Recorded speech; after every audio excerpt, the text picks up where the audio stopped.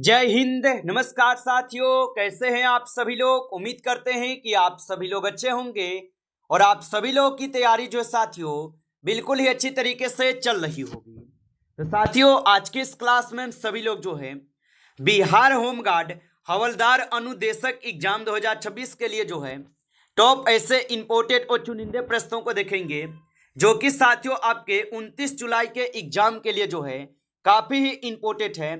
तो आप जो है इस क्लास को बिल्कुल अच्छी तरीके से लास्ट तक देखिएगा और इस क्लास में दिए जाने वाले इन सारे के सारे क्वेश्चनों को आप अच्छी तरीके से जरूर याद कर लीजिएगा, जिससे कि आप जो अपने एग्जाम में सभी क्वेश्चन को आसानी तरीके से बना पाएंगे। तो चलिए साथियों, क्लास को स्टार्ट करते हैं और देखिएगा कि क्वेश्चन जो है क्या पूछे गए।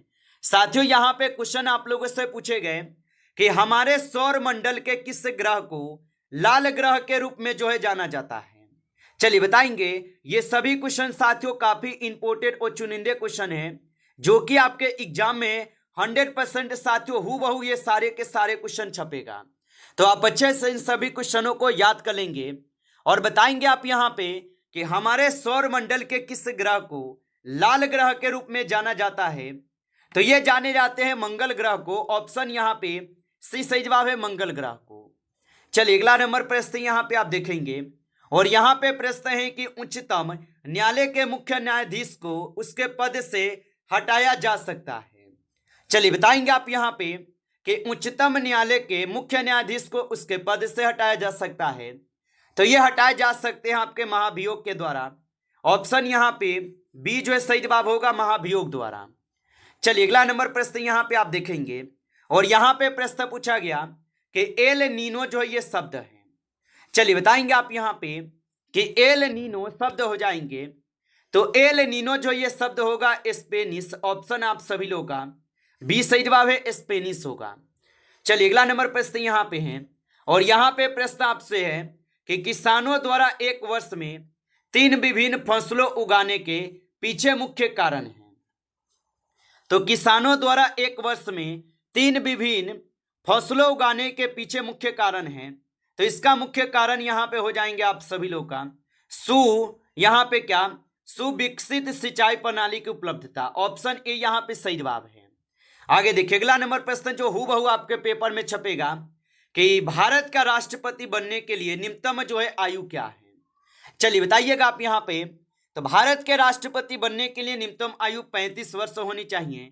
ऑप्शन यहाँ पे सी जो है सही जवाब है, 35 वर्ष होनी चाहिए।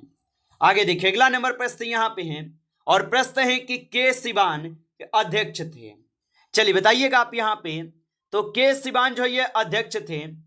तो के सिवान जो है ये इसरो के अध्यक्ष थे। ऑप्शन ए यहाँ पे सही जवाब है, इसरो के अध्यक्ष थे। आगे देखिए अगला नंबर प्रश्न यहाँ पे दिए गए और प्रश्न है भारत की प्रथम महिला राष्ट्रपति कौन है। चलिए बताइएगा आप यहाँ पे। तो भारत की प्रथम महिला राष्ट्रपति कौन है। तो भारत की प्रथम महिला राष्ट्रपति प्रतिभा पाटिल है। ऑप्शन यहाँ पे डी करेंगे, सही जवाब प्रतिभा पाटिल होगा। चलिए अगला नंबर प्रश्न यहाँ पे आप देखेंगे कि राजेंद्र सेतु किस नदी पर जो है ये स्थित है। चलिए बताएंगे आप यहाँ पे। तो राजेंद्र सेतु किस नदी पर स्थित हो जाएगा। तो राजेंद्र सेतु जो है ये स्थित हो जाएंगे किस नदी पे। तो ये गंगा पे स्थित है। ऑप्शन सी सही जवाब है, गंगा पे स्थित है। आगे देखिए अगला नंबर प्रश्न यहाँ पे है कि रैखिक संवेग के बदलने की दर को कहते हैं। चलिए बताएंगे।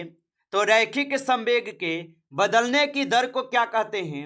तो इसे कहते हैं बल। ऑप्शन यहाँ पे बी सही जवाब है, बल कहते हैं। आगे देखिए अगला नंबर प्रश्न यहाँ पे दिए गए और प्रश्न है कि एक आयन का क्षेत्रफल निकालने का सूत्र है। तो एक आयन का क्षेत्रफल निकालने का जो सूत्र है ये हो जाएंगे आप सभी लोग का क्या। तो यहाँ पे इस क्वेश्चन का आप सही जवाब बी कर दीजिएगा। आगे देखिए अगला नंबर प्रश्न यहाँ पे है और क्वेश्चन है आपसे यहाँ पे कि निम्न में से कौन सी युक्ति विद्युत ऊर्जा को यांत्रिक ऊर्जा में परिवर्तित करती है। तो निम्न में से कौन सी युक्ति विद्युत ऊर्जा को यांत्रिक ऊर्जा में परिवर्तित करती है। तो यहाँ पे आपके विद्युत मोटर हो जाएगा। ऑप्शन डी कीजिएगा, सही जवाब विद्युत मोटर होगा। चलिए आगे देखिए अगला नंबर प्रश्न यहाँ पे देखेंगे और प्रश्न है कि निम्नलिखित में से किसको सिद्ध करने की आवश्यकता है। चलिए बताइए। और आप अभी तक इस क्लास को लाइक नहीं किए हैं तो क्लास को लाइक कर लीजिएगा, और नए जुड़े हैं आप इस चैनल पे तो चैनल को सब्सक्राइब करके ऑल नोटिफिकेशन को ऑल पे दबा के जुड़ जाइए, जिससे कि जब भी कोई नई क्लास हो सबसे पहले क्लास का नोटिफिकेशन जो है आपके पास पहुंच सके। तो चैनल को सब्सक्राइब कर लीजिएगा।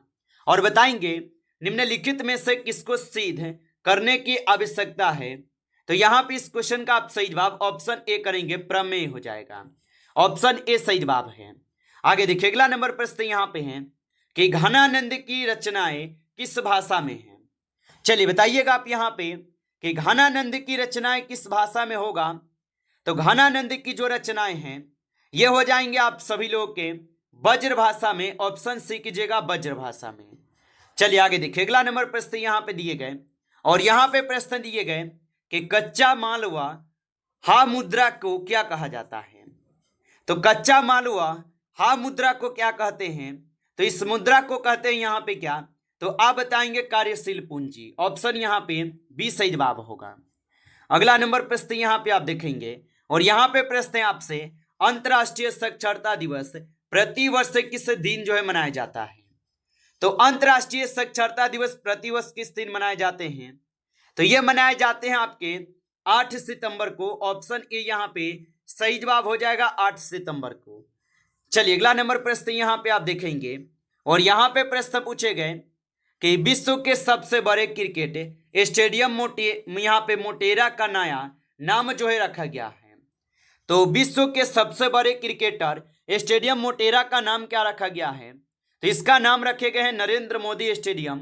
ऑप्शन आप सभी लोग का डी जो है सही जवाब है, नरेंद्र मोदी स्टेडियम होगा। आगे देखिए अगला नंबर प्रश्न यहाँ पे आपसे पूछे गए कि उत्तरी तथा उत्तरी पश्चिमी भारत में चलने वाली गर्म तथा शुष्क हवाएं कहलाती है।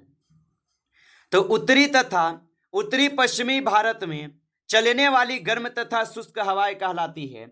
तो ये कहलाती है लू। ऑप्शन ए सही जवाब है, लू कहलाती है। आगे देखिए अगला नंबर प्रश्न यहाँ पे दिए गए 21 क्वेश्चन है कि भारत जैसे देश में सर्वाधिक प्रचुर मात्रा में उपलब्ध उत्पादन का साधन है। तो भारत जैसे देश में सर्वाधिक प्रचुर मात्रा में उपलब्ध उत्पादन का साधन होगा, तो यह हो जाएगा आप सभी लोग का श्रम। ऑप्शन सी कीजिएगा, श्रम है। आगे देखिए अगला नंबर प्रश्न यहाँ पे दिए गए कि अग्नि का विशेषण शब्द है। तो अग्नि का विशेषण शब्द क्या होगा।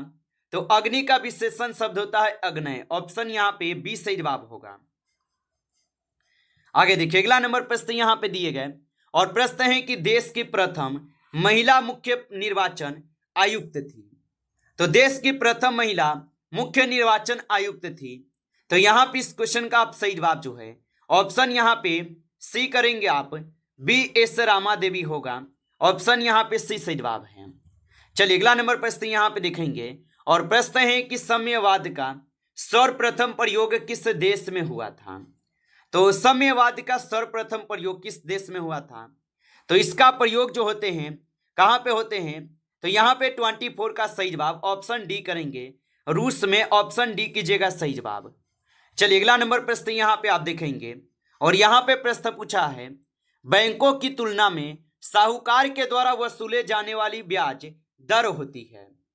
तो बैंकों की तुलना में साहूकार के द्वारा वसूली जाने वाली ब्याज की दर होती है।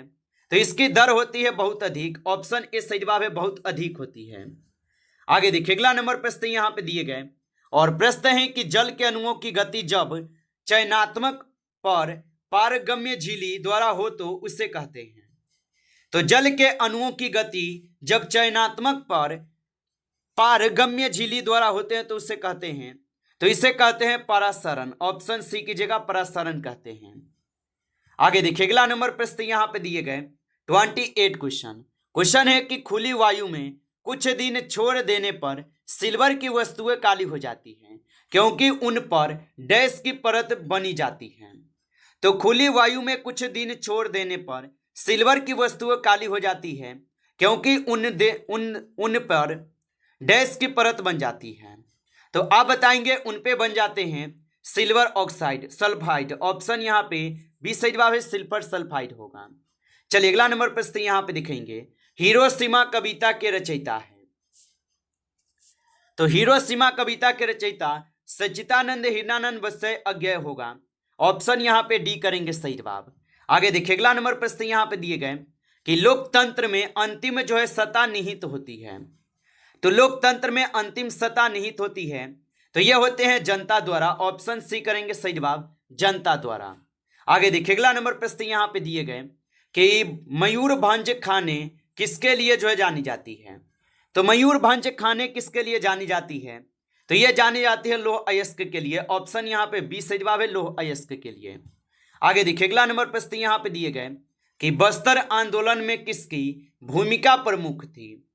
तो बस्तर आंदोलन में किसकी भूमिका प्रमुख थी, तो बस्तर आंदोलन में जो है गुंडाधुर की भूमिका जो ये आपके प्रमुख थी। ऑप्शन डी बी जो है सही जवाब है। आगे देखिए अगला नंबर प्रश्न है कि प्रत्येक परिमेय संख्या जो है होती है एक।